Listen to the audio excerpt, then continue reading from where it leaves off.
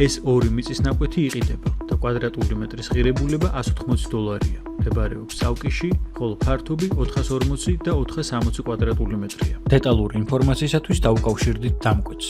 სარეკლამო სტუდია ზონა 38 გთავაზობთ უძრავი ქონების ფოტო-ვიდეო გადაღებას და რეკლამას სოციალურ ქსელში. გადასაღებად დაგვიკავშირდით.